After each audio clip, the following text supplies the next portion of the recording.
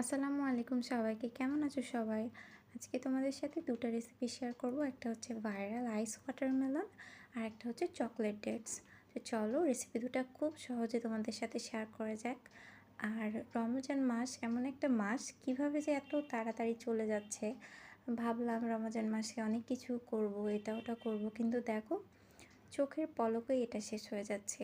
তো আলহামদুলিল্লাহ আল্লাহ আমাদের সবাইকে ভালো কাজ করার তৌফিক দান করুক, এই দোয়া থাকলো সবার জন্যে। তো ফার্স্টে আমি চকলেট ডেটসের রেসিপিটা শেয়ার করছি। এর জন্যে আমাদেরকে একটু শক্ত খেজুর নিতে হবে।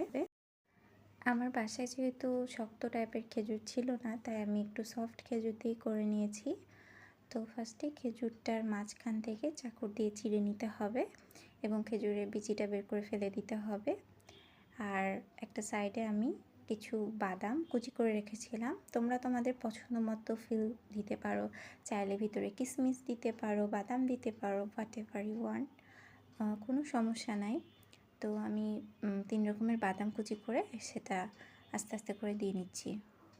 সবগুলো ভালোভাবে দিয়ে আমি এটা একটা সাইডে সরিয়ে রাখছি এবং এর মধ্যেই চকলেট গলিয়ে নিতে হবে।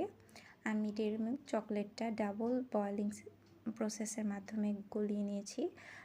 যেটা হচ্ছে যে একটা গরম পানির ভাপে ভাপে যে চকলেটটা গলিয়ে নেওয়া হয়, সেভাবে চকলেটটা গলিয়ে নিয়েছি। সবাই কম বেশি জানো সেটা। তো এভাবে গলিয়ে আমি সবগুলো খেজুর ডিপ করে নিচ্ছি ভালোভাবে। আমার খেজুরের মধ্যে আমার চকলেটের মধ্যে পানিটা একটু বেশি হয়ে গেছিলো, একটু পানি মিক্স করেছিলাম, তো যার কারণে চকলেটটা কিন্তু খুব একটা শক্ত হয়নি। তোমরা পানি মেশানোর সময় একটু খেয়াল রাখবা যাতে বেশি মানে কি বলবো, বেশি রানি না হয়ে যায় চকলেটটা। তো যাই হোক, আমি ফ্রিজে এভাবে সেট করে নিয়েছি কয়েক ঘন্টা পরে দেখো আমার এই রেসিপিটা কমপ্লিট। আর ওটা কিন্তু অনেক মজা হয়েছিল, আর খেজুর তো এমনিই অনেক বেশি মজা।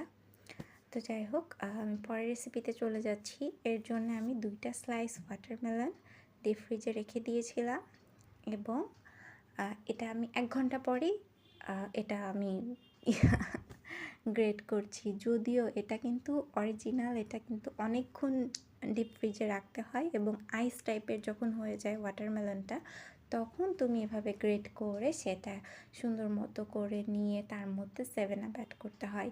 কিন্তু আমার ঠান্ডার অনেক বেশি সমস্যা, সো আমি অত আইসি খেতে পারবো না, যার কারণে আমি বেশিক্ষণ রাখিও নি। আর এভাবে আমি করে নিয়েছি, বাট এটা মজা হয়েছিল। সাথে একটু চিনি অ্যাড করে দিতে হবে। তো এই ছিল আজকের রেসিপি। সবাই ভালো থাকবে। আল্লাহ হাফেজ।